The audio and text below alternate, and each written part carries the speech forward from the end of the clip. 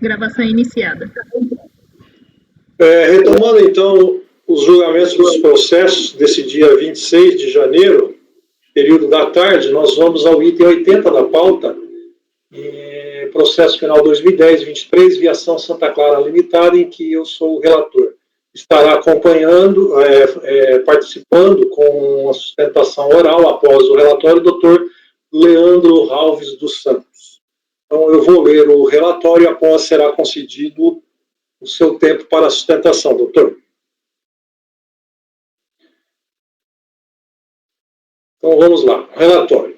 O relatório limitar-se-á à matéria que remanesce em litígio após a decisão proferida pela DRJ em Porto Alegre, que, embora tenha negado provimento à manifestação de inconformidade, afastou dois dos fundamentos do despacho decisório que indeferiu o direito creditório e não homologou a compensação. Dessa forma, transcreve-se o relatório elaborado no acordo recorrido apenas com os excertos que interessam ao presente estágio do processo. Então, vamos à leitura de alguns excertos. O contribuinte ingressou na Justiça solicitando que fosse declarada a ausência de relação jurídica para efetuar o recolhimento de PIS diante da inconstitucionalidade dos decretos-leis 2445 e 2449, acumulado com o direito de compensar os valores pagos a maior contributos da mesma natureza. O contribuinte teve sucesso no reconhecimento da inconstitucionalidade arguida. O trânsito em julgado ocorreu em 22 de 11 de 99, certidão às folhas 37. Existem partes dessa ação juntada nos autos às folhas 46 a 61.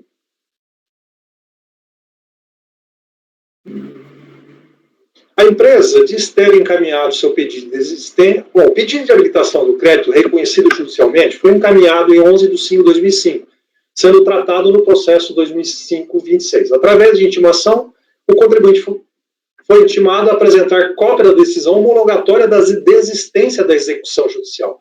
A empresa diz ter encaminhado seu pedido de desistência, folhas 39 a 40, e que estaria aguardando o pronunciamento judiciário. Em 8 de 7 de 2005, teria sido proferida a sentença homologando a desistência da pretensão executiva judicialmente, de acordo com as folhas 45 dos autos. Então, o pedido de habilitação, o contribuinte afirma que já havia se apropriado, compensado, de parte do crédito que alega possuir, folha 32, que assim consta. O valor constante no campo, o valor total do crédito reconhecido judicialmente, a empresa já se apropriou, compensou do montante de 75.701 no período de julho de 2001 a fevereiro de 2005, restando um saldo de 34.993. A soma do que o contribuinte dizia já ter compensado com o saldo ainda existente corresponde ao demonstrativo do crédito apresentado pelo próprio às folhas 33 a 36, totalizando o montante de 110.695. O pedido de habilitação do contribuinte foi deferido, passando-se daí aos procedimentos de cálculo do montante de direito creditório.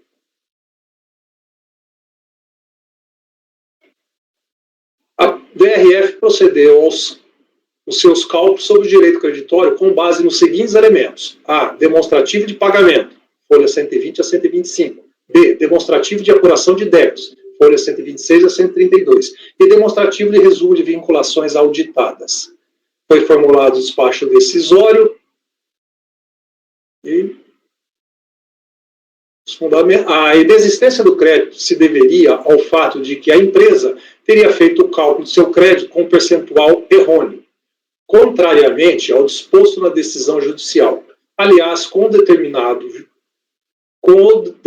judicialmente após a vinculação dos pagamentos que haviam sido realizados, ao invés de crédito, o cálculo do PIS apurado de acordo com a decisão judicial originou um débito em haver por parte do contribuinte. A decisão administrativa, diante desses argumentos, entendeu por não homologar a compensações transmitidas pelo contribuinte.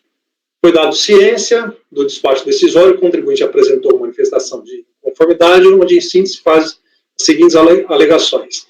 E sobre o cálculo do crédito nos termos da decisão judicial, defende que o reconhecimento da inconstitucionalidade dos decretos-leis resultou apenas no recolhimento do PIS nos moldes do que dispunha a Lei Complementar 770, permitindo seu cálculo na forma como realizou. Diz que em nenhum momento o dispositivo da decisão judicial vinculou expressamente a apuração da empresa ao parágrafo único do artigo 6º, e muito menos excluiu a aplicação do disposto no parágrafo 2º do artigo 3º, como prestadora de serviço de transporte, procedeu ao recálculo do PIS como entendeu correto. Por fim, requer que seja conhecida sua manifestação de conformidade, dando-lhe provimento, reformando seu despacho decisório recorrido, a fim de que seja reconhecido o direito de crédito da recorrente e homologadas as compensações. A DRJ de Porto Alegre julgou improcedente a manifestação de conformidade da contribuinte, mantendo o indeferimento do direito ao crédito e a não homologação da compensação. A decisão de primeira instância corroborou um dos fundamentos do despacho decisório, arrimado no entendimento de que os pagamentos realizados pelo contribuinte não foram superiores às bases de cálculos que seriam devidas de acordo com o determinado pelo Poder Judiciário. Rechaçou a forma de cálculo do pretenso indébito do PIS, realizado pelo contribuinte nos termos do artigo 3º, parágrafo 2º da Lei Complementar 770. Sustentou aquela decisão que o provimento judicial, ao declarar a inconstitucionalidade da apuração da contribuição com base nos Decreto-Leis 2445 e 2449, determinou o cálculo do PIS nos moldes da Lei Complementar 770 com base no faturamento. Artigo 6º, parágrafo único. Vencendo o tributo a 6 meses após a ocorrência do fato gerador. Transcreveu o excerto da emenda da decisão do TRF-4. Reputou descabida a alegação do contribuinte de que não houve dispositivo na decisão judicial determinando e vinculando expressamente a apuração através do parágrafo único do artigo 6º da Lei 770. E concluiu que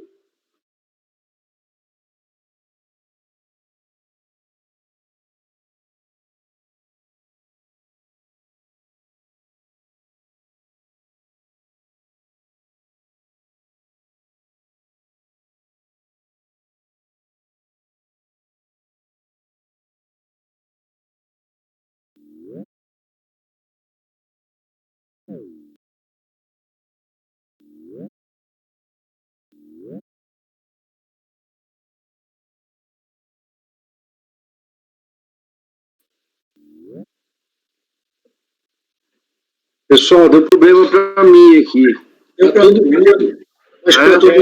Acho que é da ferramenta. Eu saí, entrei de novo. Deu um pane na ferramenta e quando ela voltou sem o vídeo e sem o microfone. Eu estava lendo e a hora que eu vi estava... Bom, eu estou lendo os fundamentos da DRJ para negar provimento. Eu acho que isso aí, acho que foi no segundo parágrafo, quando o parágrafo que começa, rechaçou a forma de cálculo, vocês ouviram? Tá, então, depois reputou descabida a alegação. Essa vocês ouviram? Para mim caiu no meio desse. Tá, então eu retomo desse. Reputou, então, os fundamentos da DRJ. Reputou descabida a alegação do contribuinte de que não houve dispositivo da decisão judicial determinando e vinculando expressamente a apuração através do parágrafo único do artigo 5º do artigo 6º da Lei Complementar 770, e concluiu que, abre aspas, o contribuinte utilizou uma forma de cálculo diferente da que determinada judicialmente, como se observa nas planilhas das folhas 33 a 36, onde aplica uma alíquota de 5% sobre o imposto de renda devido, tendo inclusive aplicado legislação e fundamentação diversa da que fora definida na Justiça. Fecha aspas. No recurso voluntário, a contribuinte reproduz os dispositivos da Lei Complementar 770 para apontar as duas regras de tributação do PIS, de acordo com a atividade desenvolvida pela pessoa jurídica, de forma que a prestadora de serviço, dentre outras, por não realizar vendas de mercadoria, sujeita-se à apuração prevista no artigo 3º, parágrafo 1º. E aquelas cuja atividade sejam industrial ou comercial serão tributadas nos termos do parágrafo único do artigo 6º da mesma lei complementar. Acrescenta que a Receita Federal interpretou equivocadamente a decisão judicial, pois no acordo ou ementa não se localiza qualquer menção sobre a aplicação do artigo 6º, parágrafo único, e que no acordo TRF-4 a referência ao referido dispositivo somente foi suscitada em toque que se discutiu a aplicação da correção monetária. Por fim, indica e colaciona emendas de colegiados do CARF que afastam a regra da semestralidade para a apuração do PIS das empresas que não se dedicam à comercialização de mercadorias. É o relatório. Doutor, o senhor tem, então, 15 minutos para a sua sustentação oral. Ok. Boa tarde, senhores conselheiros. Como já relatado, o caso cuida de um recurso voluntário da contribuinte Viação Santa Clara e contra a decisão de DRJ, que foi parcialmente favorável aos seus interesses. Então, esse recurso voluntário é só apenas contra a parte da decisão que lhe foi desfavorável, em que a DRJ concluiu que o contribuinte teria se utilizado de forma de cálculo diferente daquela fixada judicialmente, no título judicial transitado em julgado, e que seria descabida a afirmação do contribuinte em sentido contrário, porque haveria, supostamente, expressa menção à apuração do valor da do PIS, devido pelo contribuinte, mediante a aplicação do parágrafo único do artigo 6º da Lei Complementar 7 de 70. Então, em suma, o contribuinte, para a DRJ, teria promovido um cálculo diverso do previsto na sentença judicial e feito um cálculo, e se feito o cálculo da forma correta, a decisão recorrida ainda afirma que se verificaria não só que o contribuinte não teria crédito, mas sim débito. O Programa de Integração Social, ele foi instituído pela Lei Complementar 7 de 70, e inicialmente o artigo 3º, ele estabeleceu que o PIS seria constituído de duas parcelas, a serem pagas pelo empregador e as suas bases seriam variáveis. Em síntese, esse dispositivo ele fixou que as empresas recolheriam a primeira parcela mediante dedução do seu imposto de renda devido, a alíquota de 5%, que é conhecido como o PIS dedução, e a segunda parcela sobre o seu faturamento, ou mediante dedução do imposto de renda, tal qual a primeira parcela. E isso para as empresas, especificamente, que não comercializam mercadorias, segundo alíquotas previstas no texto legal. Então, posteriormente, sobrevieram os decretos-leis números 2.445 e 2.449, ambos de 1988, que pretenderam alterar a base de cálculo do PIS para a receita operacional bruta das empresas. E esses decretos-leis foram declarados inconstitucionais pelo Supremo. E para contextualizar com a situação, para contextualizar ainda melhor com a situação da contribuinte, se esclarece que a contribuinte é apenas uma prestadora de serviço e não realiza nenhuma atividade de venda de mercadorias, nunca realizou. E, conforme expliquei anteriormente, o PIS era pago em duas parcelas. Além disso, por ser uma empresa prestadora de serviço exclusivamente, a sua atividade se aplicava o parágrafo 2º do artigo 3º da Lei Complementar 7 de 70, conforme definido no cálculo para pagamento da segunda parcela do PIS. É importante fazer um destaque que a contribuinte, em seu pedido de habilitação de crédito, já reconhecido por decisão judicial transitada e julgada, ela pleiteou os valores indevidamente recolhidos a título de PIS relativos às competências de janeiro de 1989 até maio de 1994. Então, o cerne da controvérsia, para que se esclareça de uma vez, versa sobre a forma de cálculo de apuração do PIS com base na Lei Complementar 7 de 70, após o reconhecimento da declaração de inconstitucionalidade daqueles referidos decretos-leis. E, analisado nesses termos, se pode verificar que a fórmula de cálculo correta para o pagamento das duas parcelas de PIS devidas pela recorrente, prestadora de serviço, seria, na primeira parcela, aquele disposto no artigo 3º, a linha A. E, para a segunda parcela, aplicava-se o disposto no parágrafo 1º, a linha C, e parágrafo 2º, todos da Lei Complementar número 7.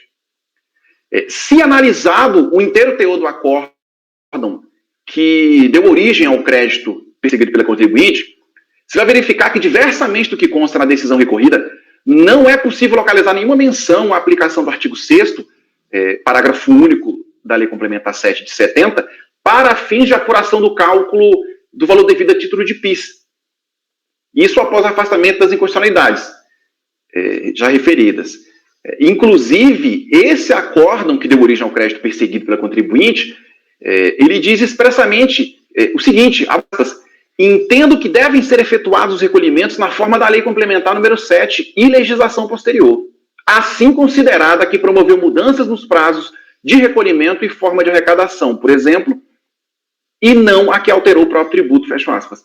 Ou seja, nesse acórdão do TRF4, o parágrafo único do artigo 6º, ele só é citado nos tópicos em que se discute a aplicação da correção monetária.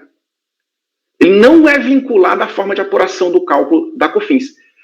E em nenhum momento essa decisão, ela deu origem em nenhum momento essa decisão, ela expressamente vinculou a utilização do artigo 6º, parágrafo único da Lei Complementar 770, para fins de apuração do PIS. E ela também não excluiu, em momento algum, a aplicação do artigo 3º, parágrafo 2º, do cálculo de apuração do PIS para a sua atividade, que é prestação de serviço. A gente tomou cuidado, inclusive, de citar no corpo do recurso voluntário precedentes do CARF e do próprio STJ sobre o tema, que reiteram esse posicionamento de manter a aplicação do artigo 3º, parágrafo 2º, para as prestadoras de serviço no que diz respeito à apuração de PIS do período indicado.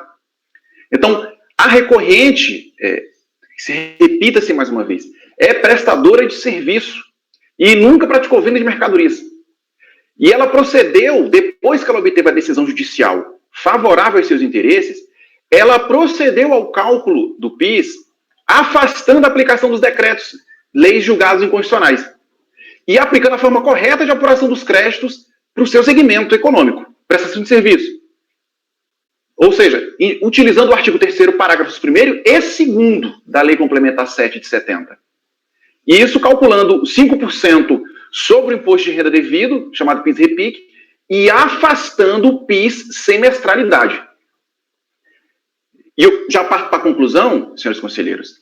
Essa decisão, do nosso ponto de vista, ela deve ser parcialmente reformada.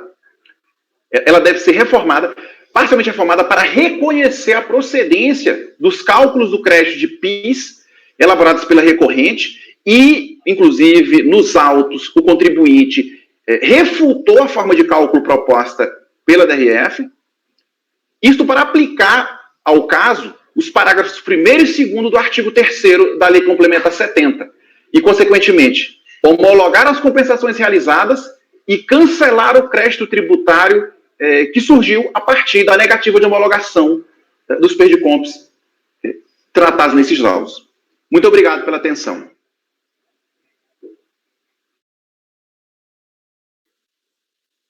Obrigado, doutor Leandro. Pedro está pedindo algum esclarecimento? Posso fazer um rápido esclarecimento de fato? É pedido de esclarecimento? Não, posso fazer, pedir um esclarecimento de fato, isso. Um rápido pedido de esclarecimento de fato. Doutor, eu estou com dificuldade de entender aqui em que pese o excelente relatório do presidente e a sua sustentação, eu estou com dificuldade de entender exatamente qual é a controvérsia aqui, porque, pelo que eu entendi, você quer que os cálculos sejam validados de forma integral, correto? Só que é o seguinte, com esse caso aqui, ele trata... Isso aqui não é auto de infração, né? Não. Não, é um processo que trata do crédito. Exatamente. Da negativa de homologação surge a cobrança do débito que se pretendia compensar. Perfeito. A partir do momento que você tem direito ao PIS, a inconstitucionalidade aí, o direito que acarretou com a inconstitucionalidade, né, da questão do PIS semestralidade, existe já uma consolidada forma de apuração né, desse cálculo, certo? E então a apuração do crédito em si, me parece que a Receita deve ter feito, né? A gente vai ver o voto do presidente. Mas o que eu vi no recurso voluntário aqui são argumentos contra a correção monetária do valor, e não contra o cálculo do valor, né?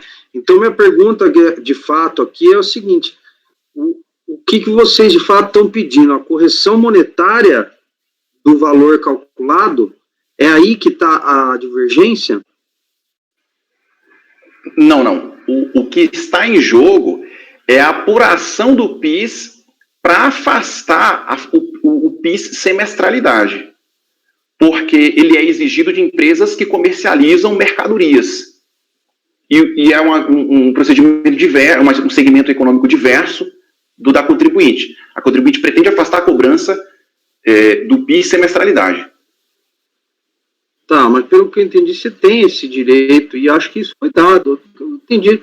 Eu estava pensando que era mais na correção monetária que vocês estavam reclamando. Não, mas a correção monetária foi pedida também, mas é um pedido subsidiário após o reconhecimento do crédito pelo judiciário.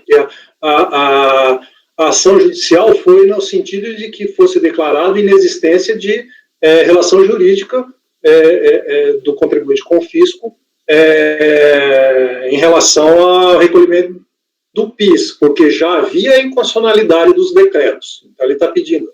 E pede o direito de compensar os valores pagos a maior contribuição da mesma natureza. Ou seja, foi concedido o direito nos termos em que foi a Receita entendeu e trouxe ao processo, e houve a desistência, né, houve a homologação, mas na forma do cálculo é que está o litígio administrativo, porque a Receita se limitou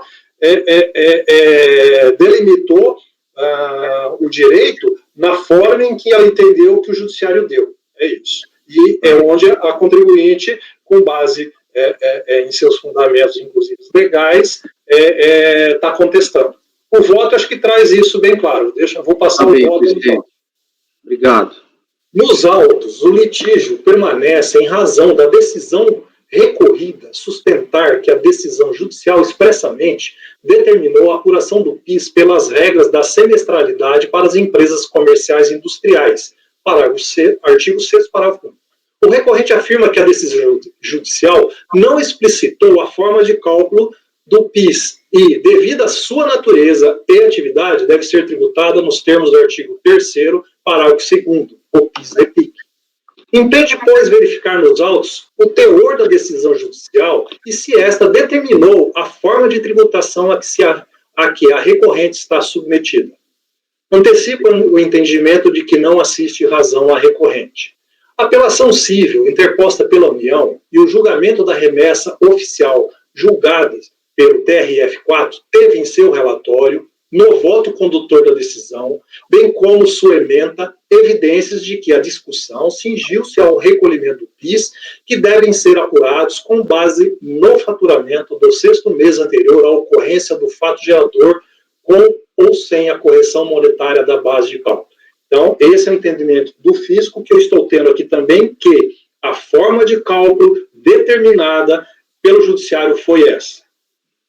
E aí eu trago, na ementa, na folha 46, e vale a pena ler o primeiro, segundo, terceiro, quarto, quinto parágrafo, eu vou ler. O parágrafo único do artigo 6º da Lei 770, ao prescrever a contribuição de julho será calculada com base no faturamento de janeiro, de agosto com base no faturamento de fevereiro, e assim sucessivamente, estabeleceu o fato gerador, entre parênteses, faturamento, a base de cálculo, entre parênteses, faturamento do 6º mês, e o vencimento, entre parênteses, 6 meses do fato gerador, da contribuição para o PIS. Assim, um longo prazo, 6 meses, entre o fato gerador e a data do vencimento da obrigação tributária, o que, em regime inflacionário, acarreta significativa diminuição do valor real da contribuição a beneficiar unicamente o contribuinte de direito em prejuízo do fisco, e que se corrige pela indexação. Dessa forma, deve haver correção monetária no período entre a apuração e o vencimento da obrigação tributária. Aí no relatório, folha 47, apela ao autor alegando os recolhimentos devem ser efetuados apenas na forma da Lei Complementar 770. B. Ensino de juros. C. Os valores devem ser recolhidos com base no faturamento do 6º mês anterior à ocorrência do fato gerador, sem correção monetária.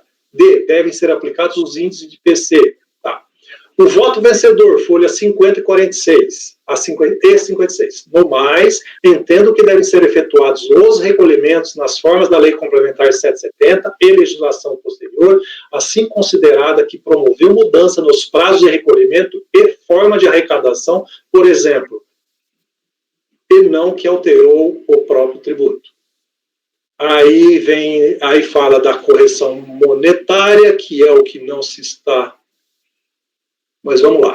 Julgado inconstitucionais os decretos, o PIS passou a ser regulado inteiramente pela Lei Complementar 770, que nem mesmo implicitamente fez alusão à correção monetária. E aí ele reproduz o artigo 6º. A contribuição de julho será calculada com base em faturamento de janeiro, de agosto com base em faturamento de fevereiro, e assim sucessivamente. E, se a referida norma editada em decorrência do exercício da competência tributária da União determinou a incidência do PIS sobre uma grandeza antiga, sem qualquer preocupação com a eventual defasagem desse período, não pode o fisco pretender corrigir essa diferença e exigir que a própria lei não previu. Não há a confundir o fato gerador do tributo com a sua base de cálculo. No caso, o fato gerador do PIS é o faturamento da base de cálculo e o faturamento do sexto mês anterior.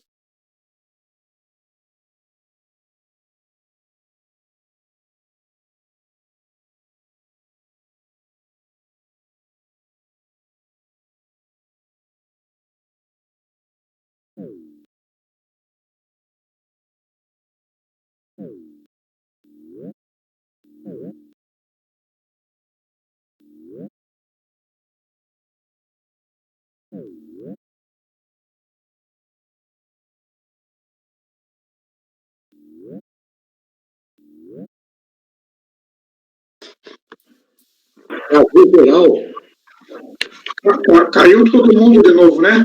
Caiu. Caí e voltei. Eu saí e voltei. Já estou fazendo automático isso, né? Cai e volta, sai e volta. Só estou vendo a mão do Laércio. Ainda bem que não é outra coisa. Ainda bem que a câmera só está na mão, né?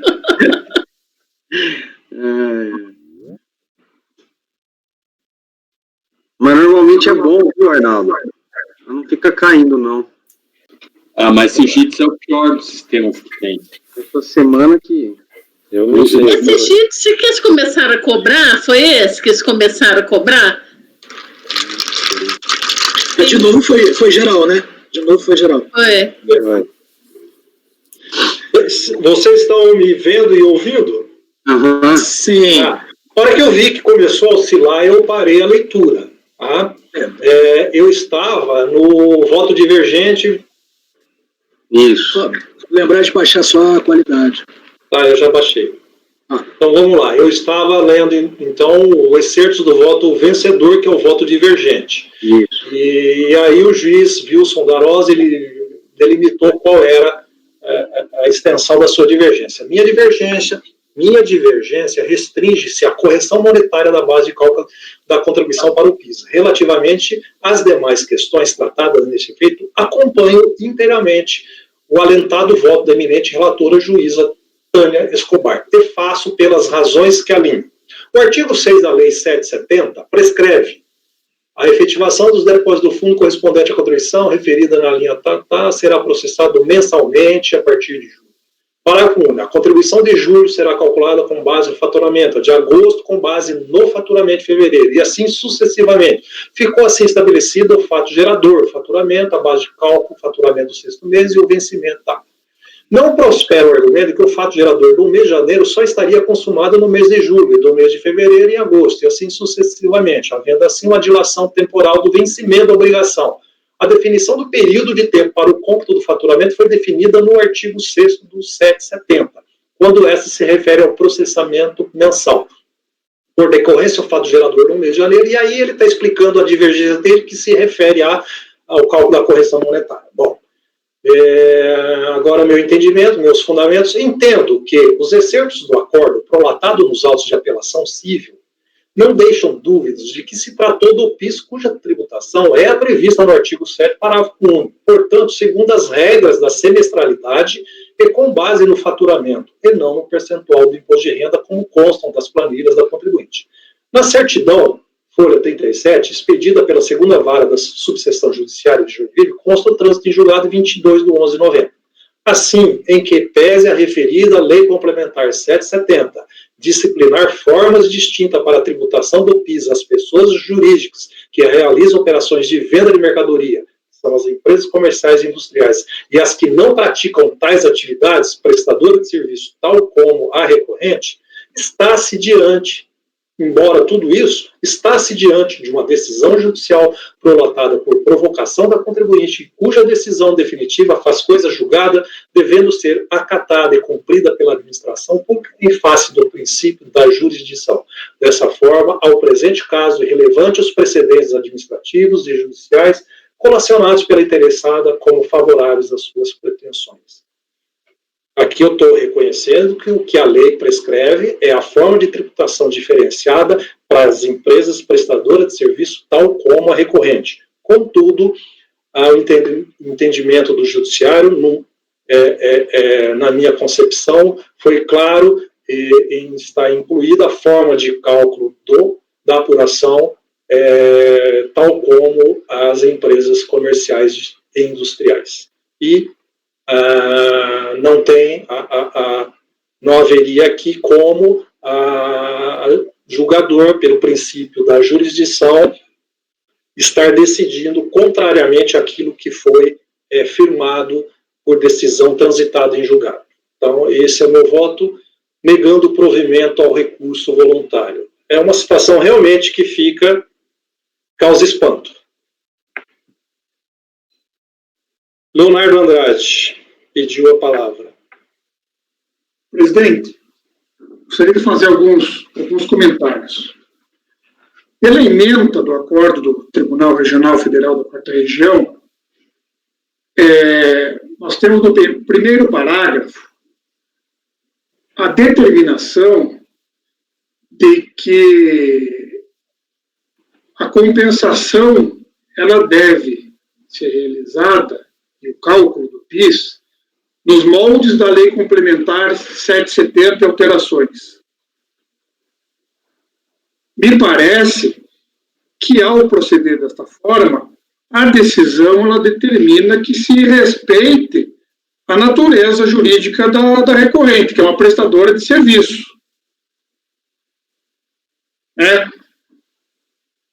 O excerto final da ementa, quando ele faz menção à questão do parágrafo único, a aplicação do parágrafo único do artigo 6º da Lei Complementar 7, no meu entendimento, ele faz menção a este dispositivo para fins de correção monetária e não para fins de aplicação como base de cálculo da contribuição. E o voto vencedor da relatora, na parte, porque ela só foi vencida parcialmente em relação à correção monetária. No voto da relatora, ela consigna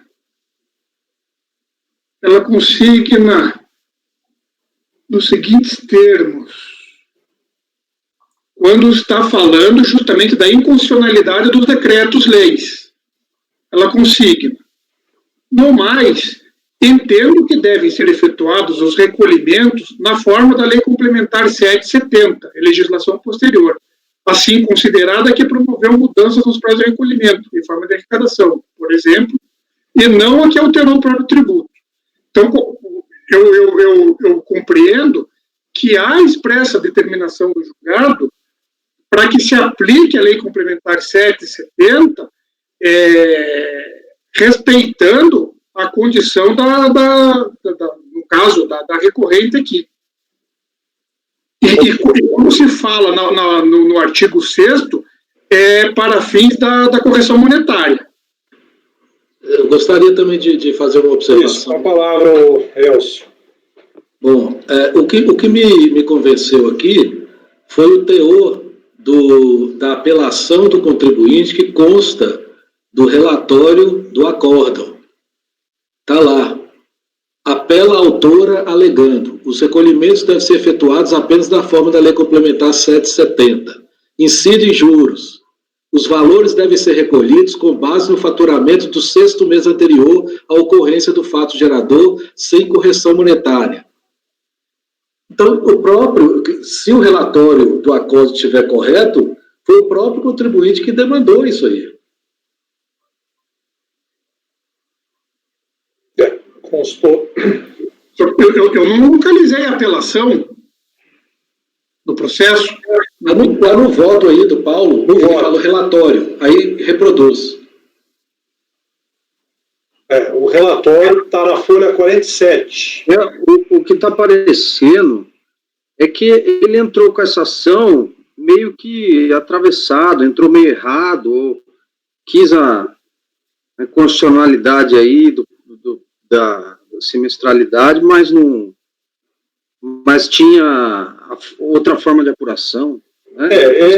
O que eu entendo é que as manifestações do judiciário foram no sentido de sempre estar se referindo à apuração conforme o faturamento, assim como é apurado pelas empresas comerciais e industriais. E, em momento algum, fazendo a distinção de que a impetrante, à época, teria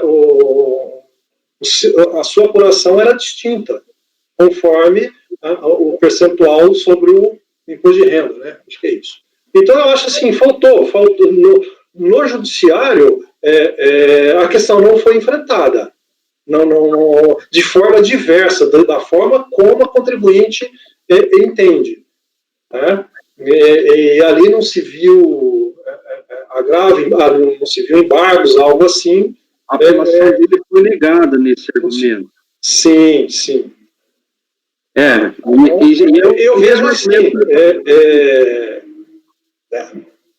a decisão foi essa, ela foi a decisão judicial e ela aí não tem como. Ela suplanta qualquer decisão administrativa em sentido contrário, porque consta expressamente falando em cálculo com base no faturamento, como se fosse uma comercial.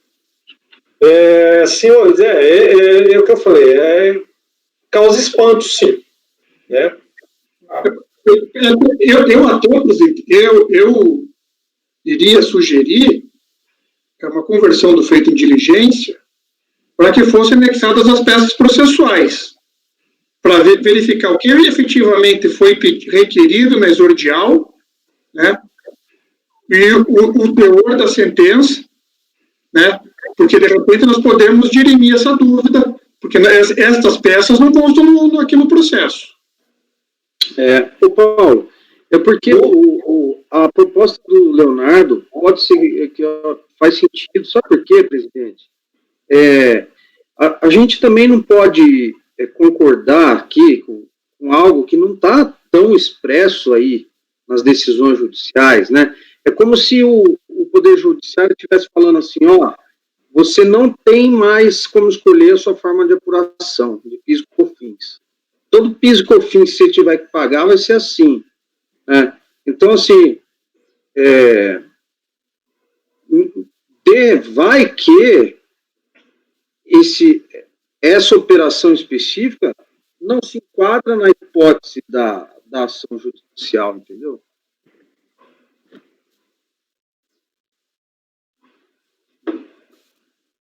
Eu abri o volume 1, que é o único volume que tem, e as peças eu tirei. Eu acho que elas foram suficientes para eu chegar à conclusão de que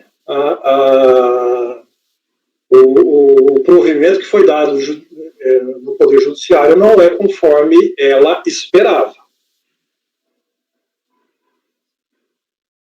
É que eu abri aqui o PDF, quando abre, ele demora tempo para processar, né? Então tem aqui. Lento para abrir. Então tá lá, na folha 46 do PDF, você tem a apelação civil, tem um relatório, tem um voto, tá completo.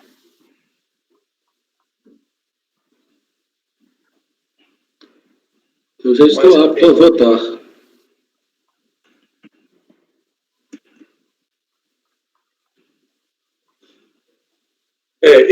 Deixa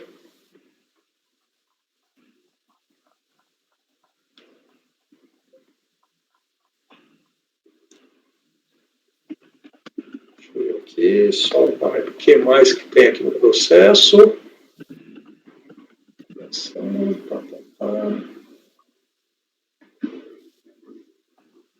Com os elementos que eu tenho, eu rechaçaria a diligência, mas submeto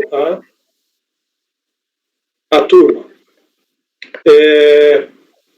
Elcio. Bom, eu acho dispensável a diligência. Primeiro que esse relatório aí do acórdão, tá lá dito lá que o contribuinte pediu que fosse considerado o faturamento do 6º mês. Então foi o pedido do contribuinte. Eu acho que talvez a ação tenha sido proposta de uma maneira não muito clara, né? Então gerou. Mas você vê nas decisões judiciais, não só nas decisões, nos relatórios, tudo foi reproduzido aí pelo relator, que não se fala em hora nenhuma, fala na questão de apurar a contribuição com base em outro método que não o faturamento. Não tem referência nenhuma a isso. Tudo bem, o patrono alega que fala para aplicar a lei, mas ela fala para aplicar a lei e tanto o pedido dele quanto as decisões só falam em faturamento.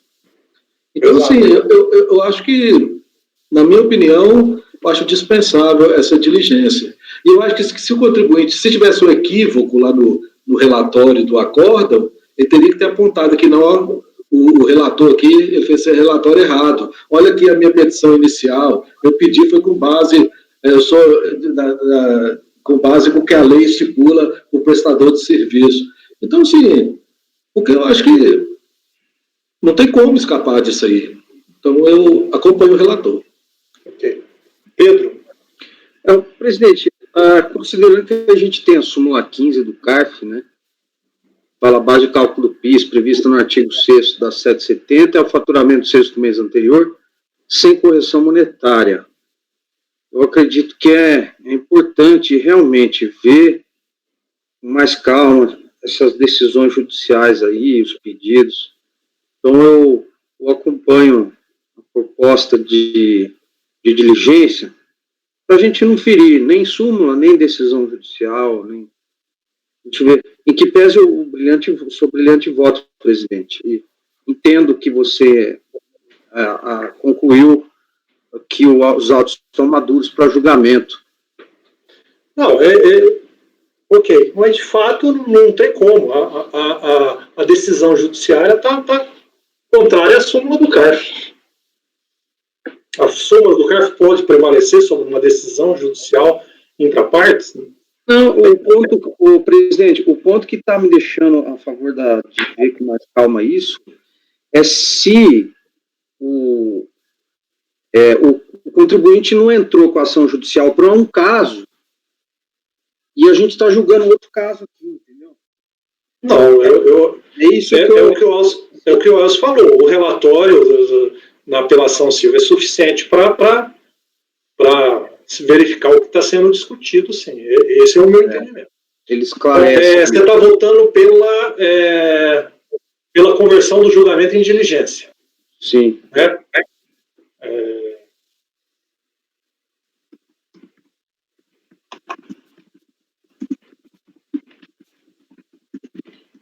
Mara? Eu acompanho o relator, porque para mim está claro que o que faz coisa julgada é a parte dispositiva da sentença, né? E o pedido aí. E o pedido também eu não sou processualista, não, mas é assim sempre que eu julguei nos processos. Você olha o que foi pedido e o que foi decidido, né? E o que ele pediu e o que está dentro, foi decidido dentro do que ele pediu. Então, para mim não cabe baixar em diligência, não, porque você vai buscar coisas aí além que não interessa no processo. Igual o Elcio falou, que eu concordo com ele, aqui ele deveria ter, lá na ação judicial, ele deveria ter feito sei lá, um aditivo qualquer, uma petição lá no processo judicial, falando assim, olha o que eu pedi aí, você está decidindo fora, né? eu não sei qual que é a forma processual que caberia lá no judiciário, mas ele deixou ter uma sentença que não atingia a empresa dele, né? Que ele deixou isso transitar em julgado com sentença que, na prática, ele não consegue obter o benefício dela. Então, eu acompanho o relator. Eu acho que a gente não pode ultrapassar o que o juiz decidiu, não. Leonardo. Pela diligência, presidente. Ok.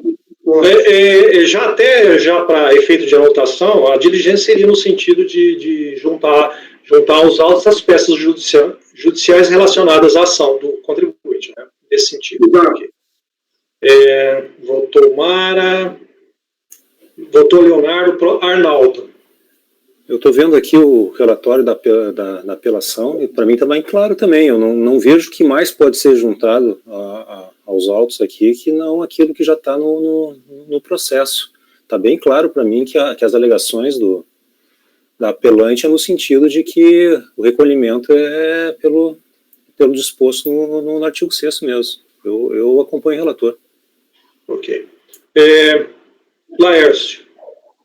Eu já até propus em alguns outros casos resolução e acabei sendo voto vencido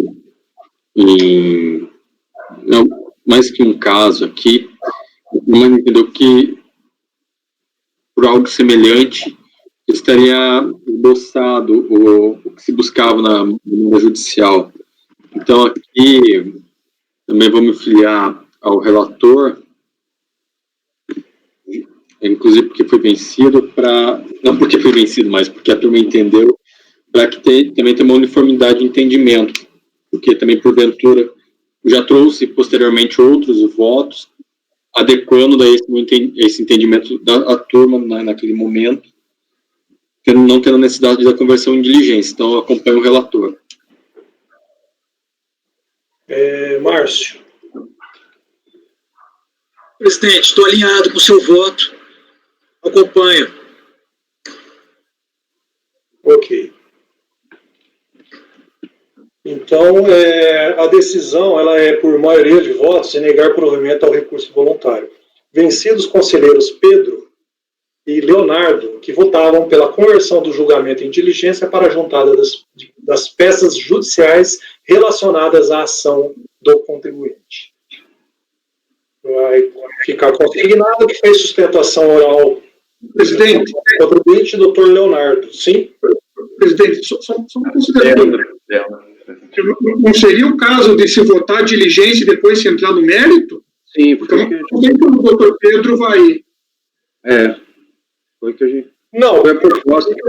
A diligência, né, que a minha proposta pela conversão do feito foi vencida, e daí se adentrar o mérito. Eu já vi decisão nesse sentido que eu coloquei, mas...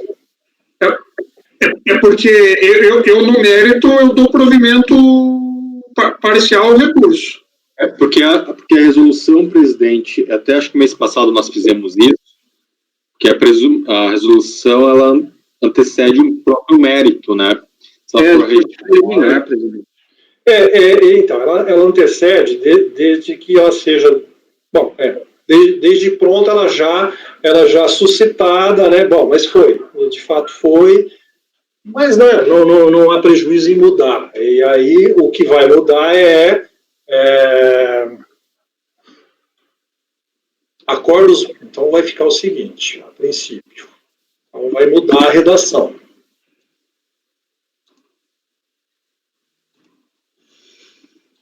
Acorda os membros do colegiado, por maioria de votos, em rejeitar a conversão do julgamento em diligência preliminarmente.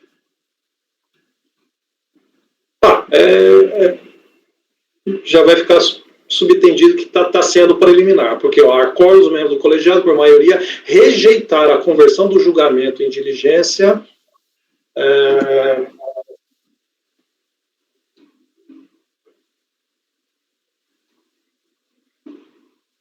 porque a preliminar não foi suscitada pelo relator, então eu não ponho como preliminar. Mas eu ponho que é rejeitada a conversão do julgamento em diligência.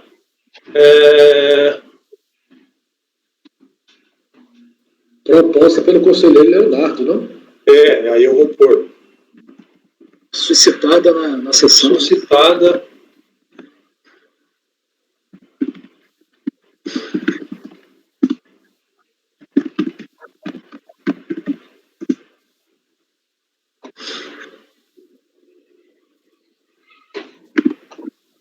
Conselheiro Leonardo e acompanhado.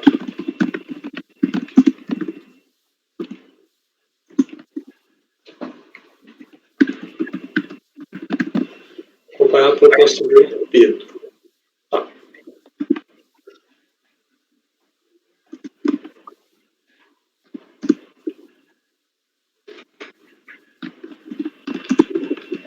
No mérito, vírgula.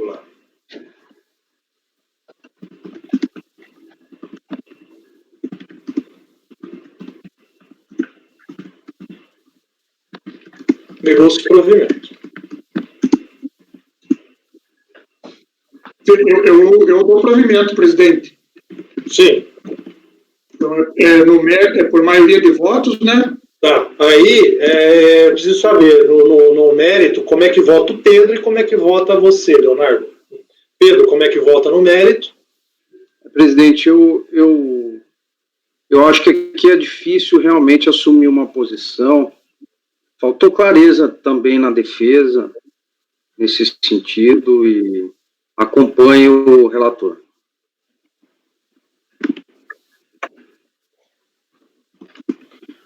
Como é que... no mérito era provimento parcial, Leonardo? Provimento parcial. Peraí.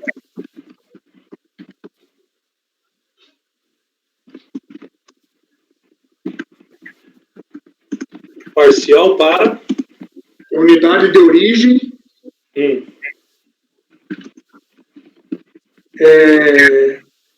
Refaça os cálculos elaborados pela recorrente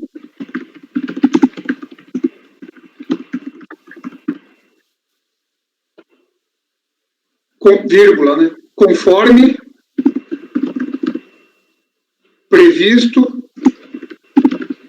nos parágrafos 1º e 2º do artigo 3º da Lei 7/70.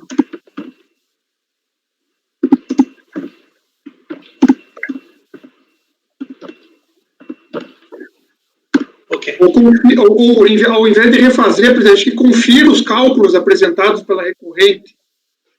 É melhor refazer. Tá. Porque, na verdade, é um provimento, né, que você está dando. Mas é que eu não sei se isso vai resultar, né, se homologa todas as compensações, se mesmo assim é parte. Ok. Por isso o parcial. Sim. Então foi isso. Após a correção aí, maioria de voto rejeitou a conversão do julgamento de diligência suscitada pelo Leonardo, acompanhado pelo Pedro. Presidente. Ok. Vencido o Leonardo, que dá o provimento parcial.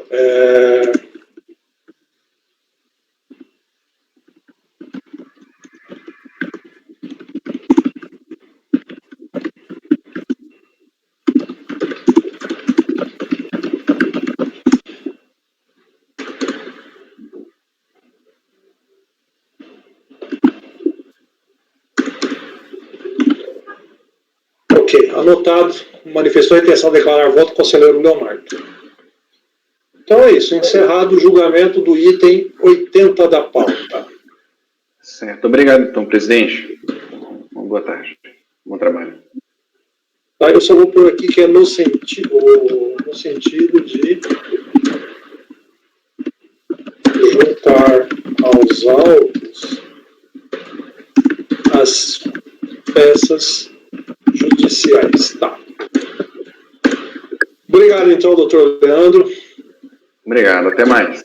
Boa tarde. Até mais, doutor.